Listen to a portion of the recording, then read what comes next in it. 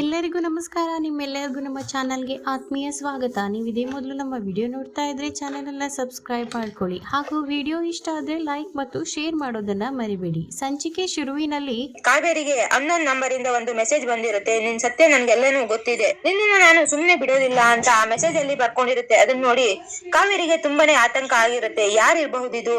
ಸುಪ್ರೀತಾ ನನ್ ಕಣ್ಮುಂದೆನೆ ಇದ್ದಾಳೆ, ಲಕ್ಷ್ಮಿ ಮಾಡೋಕೆ ಸಾಧ್ಯ ಇಲ್ಲ. ಇನ್ನು ಆ ಕೀರ್ತಿ ತಲೆ ಕೆಟ್ಟು ಊರ್ ಮೇಲೆ ಅಲಿತಾ ಇರ್ತಾಳೆ. ಹಾಗಿರುವಾಗ ನನ್ ಸತ್ಯ ಯಾರು ತಿಳ್ಕೊಂಡಿದ್ದಾರೆ? ಯಾರಾದ್ರೂ ಪರವಾಗಿಲ್ಲ, ಅವ್ರನ್ನ ಮಾತ್ರ ಜೀವಂತವಾಗಿ ಕಾವೇರಿ ಉಳಿಸೋದಿಲ್ಲ ಅಂತ ಮನ್ಸಲ್ಲೇ ಅನ್ಕೊಂತಿರುವಾಗ ಅಮ್ಮ ಇಲ್ಲಿ ಏನ್ ಮಾಡ್ತಿದ್ಯಾ? ವಿಧಿ ವಿಖ್ಯಾತ ಮನೆ ಬಾಗ್ಲಿ ಬಂದಿದ್ದಾರೆ, ಅವ್ರನ್ನ ಆರತಿ ಮಾಡಿ ಒಳಗಡೆ ಕರ್ಕೋಬಾರ್ದ ಅಂತ ಹೇಳಿದಾಗ ಬೇರೆ ದಾರಿ ಇಲ್ದೆ ಅದೇ ಯೋಚನೆಯಲ್ಲಿ ಅವ್ರಿಬ್ರಿಗೂ ಆರತಿ ಇರ್ತಾನೆ ಇರ್ತಾಳೆ. ಆದ್ರೆ ಮನ್ಸಲ್ಲಿ ಯಾರು ನನಗ್ ಮೆಸೇಜ್ ಕಳ್ಸಿರ್ಬಹುದು ಅಂತ ಯೋಚನೆ ಮಾಡ್ತಾ ಮೂರ್ ಸೊತ್ತು ಆರ್ತಿನ ತಿರ್ಗಿಸೋದ್ ಬಿಟ್ಟು ತಿರುಗಿಸ್ತಾನೇ ಇರ್ತಾಳೆ. ಅದನ್ನ ನೋಡ್ಕೊಂಡು ಸುಪ್ರೀತಾ ಅತಿಗೆ, ಏನು ಸಂಜೆ ತನಕ ನಿಮ್ ಮಗಳು ಮತ್ತೆ ಅಳಿಯನಿಗೆ ಆರತಿ ಮಾಡ್ಬೇಕು ಅಂತ ಅನ್ಕೊಂಡಿದೀರಾ? ದೀಪ ಇನ್ನೇನು ಆರಿ ಹೋಗೋದ್ರಲ್ಲಿದೆ. ಇದ್ರೊಳಗಡೆ ಅವ್ರಿಬ್ರಿಗೂ ಬೊಟ್ಟಿಟ್ಬಿಟ್ಟು ಒಳಗಡೆ ಕರ್ಕೊಂತೀರಾ ಹೇಗೆ ಅಂತ ಕೇಳಿದಾಗ, ನಿನ್ನತ್ರ ನಾನು ಅನ್ಸ್ಕೋಬೇಕಾಗಿಲ್ಲ, ನನ್ಗೆ ಯಾವ ಟೈಮಲ್ಲಿ ಏನ್ ಮಾಡ್ಬೇಕು ಅಂತ ಚೆನ್ನಾಗ್ ಗೊತ್ತು ಅಂತ ಹೇಳ್ಬಿಟ್ಟು ಆರತಿ ಬೊಟ್ಟು ಮನೆಗಿಟ್ಬಿಟ್ಟು ವಿಧಿ ವಿಖ್ಯಾತ್ ಬನ್ನಿ ಒಳಗಡೆ ಅಂತ ಅವ್ರಿಬ್ರು ಒಳಗಡೆ ತುಂಬಿಸ್ಕೊಂತಾಳೆ.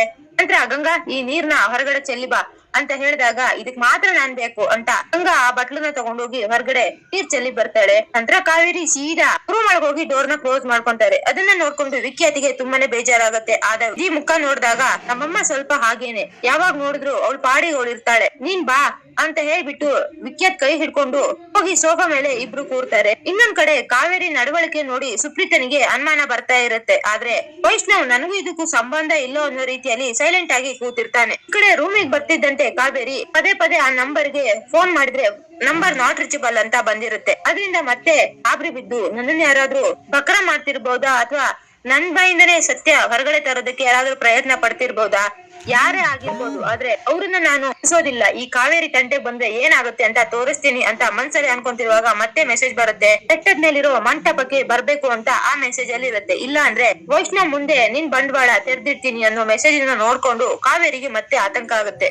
ಅಂದ್ರೆ ಬೆಟ್ಟದ ಮೇಲಿರೋ ಮಂಟಪದ ವಿಷಯ ಎಲ್ಲ ಇವ್ರಿಗೆ ಹೇಗ್ ಗೊತ್ತು? ಅಂದ್ರೆ ನಾನು ಕೀರ್ತಿನ ಬೆಟ್ಟದಿಂದ ತಳ್ಳಿರೋ ವಿಷಯ ಇವ್ರಿಗೆ ಏನಾದ್ರು ಗೊತ್ತಾಯ್ತಾ ಹೇಗೆ? ಆದ್ರೆ ಅದ್ ಗೊತ್ತಾಗಕ್ಕೆ ಹೇಗ್ ಸಾಧ್ಯ? ಅದ್ ಗೊತ್ತಿರೋದು ನನ್ಗೂ ಕೀರ್ತಿಗೂ ಮಾತ್ರ.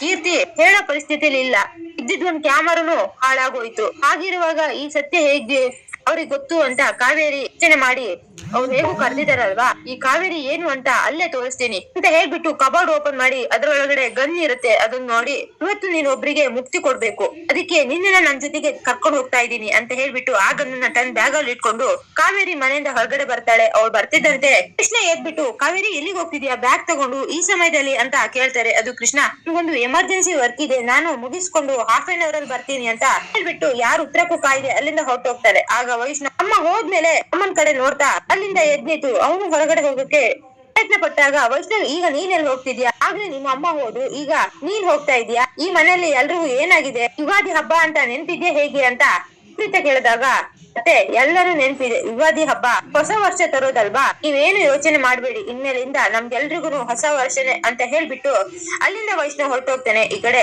ಕಾವೇರಿ ಬೆಟ್ಟಕ್ ಬಂದ್ಬಿಟ್ಟು, ಯಾರು ನನ್ನನ್ನ ಇಲ್ಲಿ ಕರ್ದಿದ್ರಲ್ಲ, ಆದ್ರೆ ಇಲ್ಲಿ ನೋಡಿದ್ರೆ ಯಾರು ಕಾಣಿಸ್ತಿಲ್ಲ, ನನ್ನನ್ನ ಯಾರ್ ಕರ್ದಿದ್ಬಹುದು ಅಂತ ಆ ಮಂಟಪದ ಹತ್ರ ಬಂದಾಗ ಅಲ್ಲಿ ಆ ಕಡೆ ತಿರ್ಕೊಂಡು ಲಕ್ಷ್ಮಿ ನಿಂತಿರ್ತಾಳೆ. ಅದನ್ನ ನೋಡ್ಕೊಂಡು ಕೀರ್ತಿನೇ ಅಲ್ಲಿ ನಿಂತಿದ್ದಾಳೆ ಅಂತ ಅನ್ಕೊಂಡು, ಕೀರ್ತಿ ನೀನು ಇಲ್ಲೇನ್ ಮಾಡ್ತಿದ್ಯಾ ಅಂದ್ರೆ ನಿನ್ಗೆ ಹಳೆ ನೆನ್ಪಲ್ಲ ಅಂತ ಕಾವೇರಿ ಹೇಳ್ತಿರುವಾಗ ಲಕ್ಷ್ಮಿ ತಿರುಗಿ, ಅತ್ತೆ ಕೀರ್ತಿ ಅಲ್ಲ, ನಾನು ನಿಮ್ ಸೊಸೆ ಲಕ್ಷ್ಮಿ, ಹೇಗಿದ್ದೀರತ್ತೆ? ಪಾಪ ಸುಸ್ತಾಗಿದೆ ಅನ್ಸುತ್ತೆ ಅಲ್ವಾ, ಸ್ವಲ್ಪ ಸುಧಾರಿಸ್ಕೊಳ್ಳಿ, ಯಾಕಂದ್ರೆ ಇನ್ ಮುಂದೆ ನೀವು ಸುಧಾರಿಸ್ಕೊಳಕ್ಕೆ ಆಗೋದಿಲ್ಲ, ನೀವೇನೇ ಪ್ರಯತ್ನ ಪಟ್ರು ನಿಮ್ ಕಣ್ಣ ಮುಚ್ಚಲೆ ಆಟ ಇವತ್ತಿಗೆ ಮುಗೀತು ಅತ್ತೆ ಅಂತ ಲಕ್ಷ್ಮಿ ಹೇಳ್ತಾಳೆ. ಅದನ್ನ ಕೇಳಿಸ್ಕೊಂಡು, ಏ ಲಕ್ಷ್ಮಿ ನೀನೇನೇ ಮಾಡ್ತಿದ್ಯಾ ಇಲ್ಲಿ, ಅದು ಈ ಅವತಾರದಲ್ಲಿ? ನೋಡು, ನಿನ್ಗೆ ನಾನು ಜೀವ ಭಿಕ್ಷೆ ಕೊಟ್ಟಿದ್ದೀನಿ, ಸುಮ್ನೆ ಎಲ್ಲಾದ್ರೂ ಹೋಗಿ ಬದುಕೋ. ನನ್ ತಂಟೆಗೆ ಇಲ್ಲಿ ತನಕ ಬಂದವ್ರನ್ನ ನಾನು ಯಾರನ್ನೂ ಉಳಿಸಿಲ್ಲ, ನನ್ ಕಾಲಡಿ ಹಾಯ್ಕೊಂಡು ಹೊಸ್ಕಾಕ್ಬಿಟ್ಟಿದೀನಿ. ಇವತ್ತು ನನ್ ಮಗನಿಗೆ ಎಂಗೇಜ್ಮೆಂಟ್, ಅದರಿಂದ ದೂರ ಉಳ್ಕೊಂಡ್ರೆ ನಿನ್ಗೆ ಒಳ್ಳೇದು, ಇಲ್ಲ ಅಂದ್ರೆ ನಿನ್ನ ನಮ್ ದಾರಿಂದ ಸರಿಸಿ ನನ್ ಮಗನಿಗೆ ಎಂಗೇಜ್ಮೆಂಟ್ ಮಾಡ್ಬೇಕಾಗತ್ತೆ ಅಂತ ಕಾವೇರಿ ಹೇಳಿದಾಗ, ಹೋ ಎಂಗೇಜ್ಮೆಂಟ್ ಯಾಕತ್ತೆ, ನಿಮ್ ಮಗನ ಜೊತೆ ಇನ್ನೊಂದ್ಸರಿ ನಾನೇ ಮದ್ವೆ ಆಗ್ತೀನಿ, ವೈಷ್ಣವ್ ಅವ್ರ ಜೊತೆಗೆ ಇನ್ನೊಂದ್ಸರಿ ತಾಳಿ ಕಟ್ಕೊಳಕ್ಕೆ ನಾನ್ ರೆಡಿ ಅಂತ ಲಕ್ಷ್ಮಿ ಹೇಳ್ತಾಳೆ. ಅದನ್ನ ಕೇಳಿಸ್ಕೊಂಡು ಕಾವೇರಿ, ಏನು ಹಗ್ಲು ಕನ್ಸ್ ಕಾಣ್ತಿದ್ಯಾ? ನಿನ್ ಜೊತೆಗೆ ಇನ್ನೊಂದ್ಸರಿ ಪುಟ್ಟನ್ ಮದ್ವೆನಾ? ಅದು ಈ ಜನ್ಮದಲ್ಲಿ ಸಾಧ್ಯ ಇಲ್ಲ ಅಂತ ಕಾವೇರಿ ಹೇಳ್ತಾಳೆ.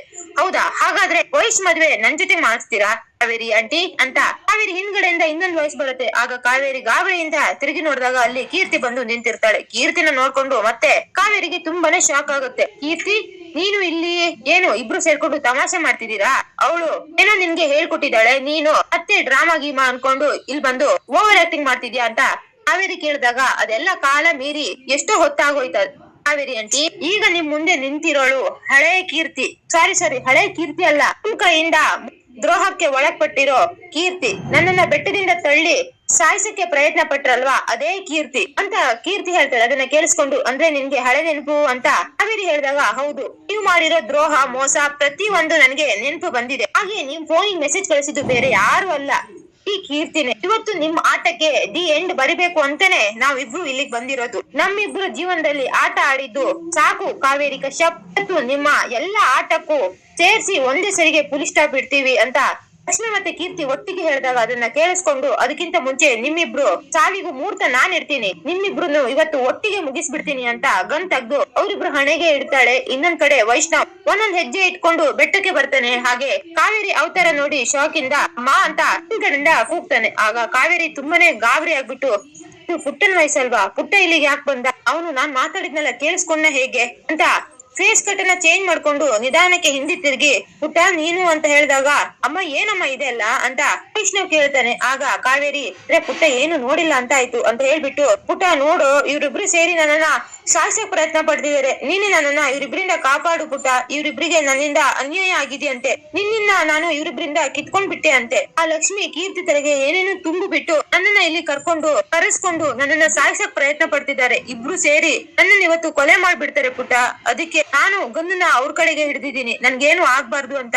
ನೀನು ಸರಿಯಾದ ಸಮಯಕ್ಕೆ ಬಂದೆ, ನನ್ನನ್ನ ಇವರಿಂದ ಕಾಪಾಡು ಪುಟ್ಟ, ನನ್ಗೆ ತುಂಬಾನೇ ಭಯ ಆಗ್ತಿದೆ ಅಂತ ಕಾವೇರಿ ನಾಟಕ ಆಡ್ಕೊಂಡು ಓಡ್ ಬಂದ್ಕೊಂಡು ವೈಷ್ಣವ್ ಕೈ ಹಿಡ್ಕೊಂತಾಳೆ.